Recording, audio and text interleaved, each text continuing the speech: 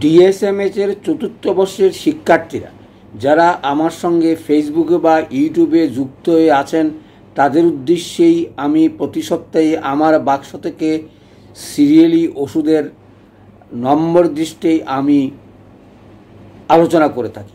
আজকে সেই বাক্সের ৩০তম ওষুধ মিউরেক্স, সংক্ষেপে আমরা যদি বলি মিউরেক্স পারপুরিয়া, এই ওষুধটি নিয়ে আলোচনা করব। এত ওষুধ থাকতে এটা কেন দিলাম একটু আলোচনা করব, লক্ষণ আলোচনা করব, পার্থক্য আলোচনা করব, তারপরে রোগ এবং প্রয়োগ নিয়ে আলোচনা শেষ করার চেষ্টা করব। শেষ পর্যন্ত দেখার আহ্বান জানিয়ে আলোচনা শুরু করছি। এই সকল নিত্য নতুন ওষুধগুলো মনে না রাখলে অনেক সময় কঠিন থেকে কঠিনতর ওষুধগুলো আমাদের পক্ষে চিকিৎসা করা কঠিন হয়। সেই কারণেই আজকের এই আলোচনা করার উদ্দেশ্য একটাই। তাহলে যেই ওষুধ নিয়ে আলোচনা করছি প্রথমে আসি যে লক্ষণ নিয়ে, এবং তারপর তুলনা আলোচনা করব। লক্ষণ যদি আমি বলি তাহলে বলতে হয় জরায়ু বা স্ত্রীঅঙ্গের উপরে যতগুলো ওষুধ আছে সেটার মধ্যে আমরা আগে আলোচনা করেছিলাম সিপিয়া এবং পালস, তারপরে সেটার মধ্যেই এটা পড়ে, অর্থাৎ স্ত্রীঅঙ্গের উপরে সবচেয়ে বেশি কাজ করে এটা। তাহলে পার্থক্যটা কি? পার্থক্য আমি বললাম জরায়ু সম্বন্ধে সর্বদা সচেতনতা, আর জরায়ু বেরিয়ে যাওয়ার প্রবণতা সিপিয়াতেও আছে, মিউরেক্সও আছে, অনেকটা প্রায় কাছাকাছি, এবং দোনোটার লক্ষণই প্রায় কাছাকাছি এবং প্রয়োগ করা যায়। কিন্তু সিপিয়ার মতন এত বহুল ব্যবহারের ওষুধ এবং পলিক্রাস ওষুধ কম আছে স্ত্রী অঙ্গের উপরে, কারণ নানা দিকে সেটা কাজ করে। সে কারণে সেটা ব্যবহার করে আমরা আমাদের কাজ সেরে ফেলি, আর প্রয়োজনীয় ওষুধগুলোর কথা অনেক সময় আসে না, প্রয়োগ না, আমরা জানি না। সেই কারণেই এই ওষুধটা নিয়ে আলোচনা একটা মাত্র কারণ বলেই আমি আরম্ভ করছি। সেটা হচ্ছে যদি কারো রকমের প্রস্রাব বারবার হয় রাত্রে, এবং সেটা যদি নন সুগার ডায়াবেটিস হয়, অর্থাৎ মহিলাদের অনেক সময় রাত্রে প্রস্রাব ধরে রাখতে পারে না, বারবারে উঠে একদম পানির বন্যের মতন প্রস্রাব, কিন্তু তার ডায়াবেটিস নেই, অর্থাৎ প্রস্রাবে সুগার নেই, তাহলে একমাত্র মেডিসিন মিউরেক্স।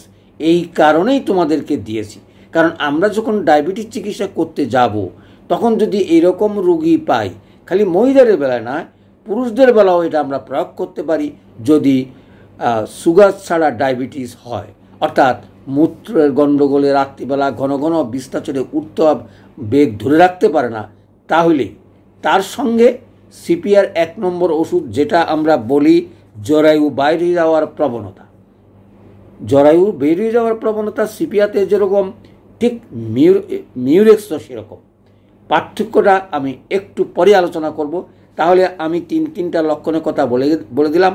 প্রথম হলো জরায়ু সম্বন্ধে সর্বদা চিন্তা করে, জননেন্দ্রিয় সামান্য স্পর্শেই রতিক্রিয়ার প্রবল ইচ্ছা হয়, অর্থাৎ ঠিক উল্টা, সিপিয়াতে কোনো ইচ্ছা করে না, এবং আর মিউরেক্সে প্রবল ইচ্ছা, অর্থাৎ স্বামী সঙ্গম করার, কিন্তু সিপিআর স্বামী সঙ্গমের কোনো ইচ্ছে নেই, পরিবারের কোনো প্রতি দরদ নেই এবং উদাসীন ভাব,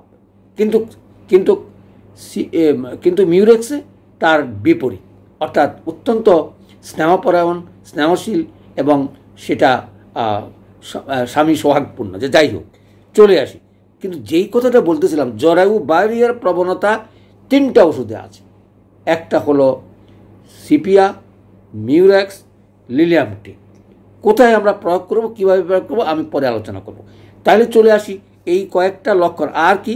পাকস্থলীতে খালি খালি বোধ, এটা সিপিয়াতেও আছে, মিউরেক্সও আছে, এবং ভালো ক্ষুধা হয় না, মনে যতই কিছু খায় মনেও যেন পেটটা খালি, সেই কারণে তার ক্ষুধাই হয় না।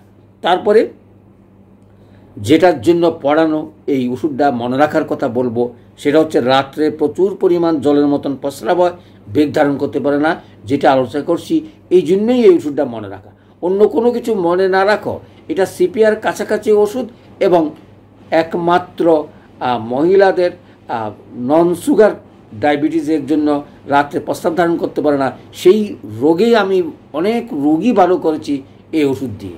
সেই কারণেই তোমাদের হাতে সেটা তুলে দিচ্ছি। আগামী দিনে যেন ডায়রিয়া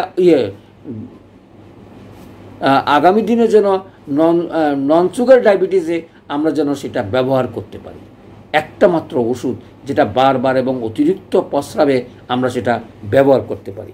তারপরে ডান দিকের রোগের সচরাচর এই মিউরেক্স ব্যবহার করা হয় এবং অনেক সময় জরায়ুর ব্যথা ডান দিক হইতে একেবারে বুক পর্যন্ত অথবা বেস্ট পর্যন্ত চলে যায়। এটা হলো এই মিউরেক্সের এই কতকগুলো সাধারণ লক্ষণ, কিন্তু আমরা মনে রাখতে হবে সিপিআর সঙ্গে সেটা তুলনীয়, তাহলে সিপিআর কথা মনে থাকবে। আর পার্থক্য হচ্ছে অর্থাৎ নন সুগার ডায়াবেটিস, অর্থাৎ যাদের কোনো ডায়াবেটিসের সুগার নাই কিন্তু প্রস্রাবের জ্বালায় তারা রাত্রে ঘুমাতে পারে না, তাদের জন্য এই ওষুধ। সেটা মহিলাদেরও হয়, অনেক সময় পুরুষদেরও আমরা ব্যবহার করে এই উপকার পেতে পারি। তাহলে চলে আসি আমরা যে বললাম আলোচনা, অর্থাৎ তুলনামূলক আলোচনা। তাহলে সিপিআর আমরা ব্যয়কে জানি, কারণ এটা বহুল ব্যবহৃত ওষুধ এবং স্ত্রীলোকদের যে কোনো রোগের কথা চিন্তা করলেই, অর্থাৎ আমরা স্ত্রী অঙ্গের কথা চিন্তা করলেই সেই ওষুধগুলো আসে, তার সঙ্গে নানা রোগ আসে সিপিআতে। কিন্তু মিউরেক্স এবং লিলিয়ামটিকে দুইটা কথা মনে রাখলেই এদের পার্থক্যগুলো আমরা চিন্তা করতে পারি এবং প্রয়োগ করতে পারি। সিপিআ গভীর ক্রিয়াশীল ওষুধ, কিন্তু মিউরেক্স খালি আমি বলবো সাইকোটিকের উপরে। সিপিআ শরিক সাইকোটিকের উপরে ক্রিয়া করে, অতিরিক্ত গভীর ক্রিয়াশীল ওষুধ, কিন্তু মিউরেক্স তা নয়। আর লিলিয়ামটিক কোনোটাই না, অর্থাৎ সেটা কোনো গভীর ক্রিয়াশীল ওষুধ নয়। কিন্তু পার্থক্যটা কীভাবে মনে রাখবো? একটা প্রস্রাবের যন্ত্রণার জন্য আমরা ব্যবহার করবো ডায়াবেটিসের, আর একটা হার্ট ডিজিজের। এখন প্রশ্ন আসে হার্ট ডিজিজের লক্ষণটা কিভাবে আমরা পাবো? দেখো, অর্থাৎ জরায়ু সংক্রান্ত, জরায়ু বেড়ে যাওয়ার সঙ্গে, অর্থাৎ জরায়ু বাইরে আসার সঙ্গে যদি কোনো থাকে, একমাত্র এই তিনটা একই রকম, কিন্তু পার্থক্য একটা হার্টের, একটা ডায়াবেটিস। আর মনে রাখতে হবে এই রোগ যার হয়, অর্থাৎ এই লক্ষণটা সবচেয়ে প্রিয় হচ্ছে হাঁটুর উপরে হাঁটু গেড়ে বসা, মনে যেন জরায়ুটা বেরিয়ে চলে আসবে, সেজন্য সে পার উপরে পা দিয়েই বসে সব সময়। এই লক্ষণটা থাকলেই আমাদের এই রোগের জন্য আর কোনো চিন্তা করার কোনো কারণ নাই। অর্থাৎ জরায়ু প্রলাপস, আমরা যেটা জরায়ু বেরিয়ে আসার কথা বলি, বা ঝুলে যাওয়া, নিচে নেমে যাওয়া, অথবা জনদার দিয়ে বেরিয়ে যাওয়া, এই সকল রোগ যাদের থাকে অপারেশনযোগ্য, তোমরা যদি সেই কথাগুলো মনে রাখো, এই 3-4টা কথা, অর্থাৎ এই 3টা ওষুধ যদি মাথায় রাখো, তাহলে আর তোমাদের এই জরায়ুর নামার যে অপারেশন করে জরায়ুকে ফেলে দেওয়া, এটা আর প্রয়োজন হবে না। এই ওষুধগুলোর মধ্যে 3 দিনটার মধ্যে তোমরা যে কোনো একটা লক্ষণ দৃষ্টে প্রয়োগ করার চেষ্টা করবে, তাহলে পার্থক্যটা নিশ্চয়ই তোমরা বুঝতে পেরেছ। তাহলে লক্ষণগুলো প্রায় সিপিআর সঙ্গে মিউরেক্সে প্রায় একই রকম। একটা হচ্ছে অত্যন্ত সঙ্গম ক্রিয়ার বিরূপ প্রক্রিয়া, অর্থাৎ করতেই চায় না, আর একটা হচ্ছে অত্যন্ত স্পর্শকাতরতা, মানে যৌনাঙ্গের স্পর্শেই তার কাম উদ্দীপনা হয় এবং সেই কারণে সে স্বামী সঙ্গমে খুব আরাম পায়। কিন্তু প্রশ্ন হচ্ছে দোনোটার জনিয়ে শুষ্ক থাকে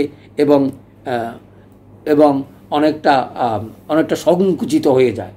আর আমি যেটা বলবো সেটা হচ্ছে স্রাবের উপরে তিনটাই কাজ করে, কিন্তু পার্থক্য হচ্ছে কেবল দিনের বেলা স্রাব হচ্ছে মিউরেক্সে, আর ওগুলো সেই পার্থক্য অন্যগুলোর সঙ্গে তুলনা করে আমরা ওষুধ প্রয়োগ করতে পারি। যেহেতু বহুল ব্যবহার সিপিআ, এবং সিপিআতে ফেল করলে অনেক সময় আমরা লিলিয়ামটিকে চলে যাই, তার কারণটা হচ্ছে লিলিয়ামটিক কোনো গভীর ক্রিয়াশীল ওষুধ নয়। আমরা যে কোনো রুগীকে যদি প্রলাপসের কথা বলা হয়, তাহলে প্রথমেই আমরা লিলিয়ামটিক দিয়ে শুরু করব, তারপর ধাতুগতের কথা চিন্তা করলেই আমরা সিপিআর কথা আসব, যেহেতু শরিক সাইকোটিক মায়াজম আর মিউরেক্স খালি সাইকোটিক মায়াজম।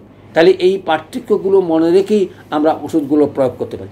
চলে আসি কি রোগে আমরা সেগুলো ব্যবহার করতে পারি। আমি তো আগে বলছিলাম অনেকটা 5-7টা বা 10টা রোগের নাম কথা মনে রাখলে আমরা এই সকল ওষুধ ব্যবহার করার সুবিধা হবে তোমাদের এত পড়ালেখা করে এত কিছু মনে রাখা কত কঠিন, সেই জন্য তুলনামূলক আলোচনা করলাম। এই 3টা ওষুধ জোড়া 3 রত্ন। যদি তুমি প্রলাপসের চিকিৎসা করতে চাও, জরায়ু প্রলাপসের অর্থাৎ অপারেশনযোগ্য কোনো রোগীর যদি চিকিৎসা করতে চাও, এই 3টা ওষুধেই তোমার প্রয়োজনীয় হবে লক্ষণ দৃষ্টে প্রয়োগ করার।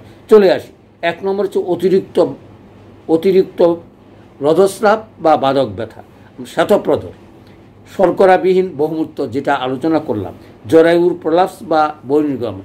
এই রোগগুলো 4টা রোগ সবচেয়ে বেশি প্রয়োজনীয়।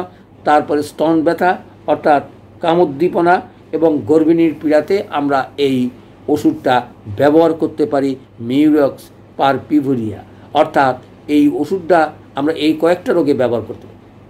চলে আসি, তাহলে প্রশ্ন হলো ব্যবহার কিভাবে করব, কোন পদ্ধতিতে আমরা ব্যবহার করব। শততম পদ্ধতি আমি ব্যবহার করি না, তার অভিজ্ঞতা আমার নাই, সে সম্বন্ধে বইপত্রে যা আছে তোমরা 3 থেকে 30-এর ভিতরে তারা বলছে এটা ব্যবহার করা। অর্থাৎ কম পাওয়ার দিয়ে শুরু করে আমরা 30 পর্যন্ত যাওয়াই আমাদের উচিত। তারপরে বেশি পাওয়ার যেতে হলে সেটা অভিজ্ঞতার উপরে নির্ভর করে। আমি মনে করি না যাওয়াই ভালো। সিলেকশন যদি রাইট হয়, 30-এই তুমি বুঝতে পারবে যে রোগীর সিলেকশন রাইট, তখন আমি যেতে পারি। অর্থাৎ যদি ভালো কাজ না হয় 30-এ, তারপরে আমি অত যেতে পারি। তাহলে চলে আসি, আর আমাদের খুবই সহজ, M1 M2 M3 দিয়ে তুমি শুরু করতে পারো। যদি এরকম কেস আমরা পাই জরায়ুর, তাহলে অন্তত আমি বলবো 7-8টা বোতল হয়তো জরায়ুর তে দিতে হয়। আর যেটা আমরা শর্করাবিহীন বহুমূত্রে আমার মনে হয় 4 বোতল থেকে 8 বোতলই যথেষ্ট। অর্থাৎ 8 পাওয়ার বোতল বলতে আমি এই কথা বুঝেছি, M1 থেকে M8 পর্যন্ত দিলেই এই সকল রোগ অনায়াসেই চলে যাবে। তাহলে চলে আসি আজকের এই ক্ষুদ্র ওষুধটি, অর্থাৎ মিউরেক্সকে মনে রাখার একমাত্র কারণ হচ্ছে শর্করাবিহীন বহুমূত্র এবং প্রলাপস, জরায়ুর প্রলাপস। ধন্যবাদ সবাইকে।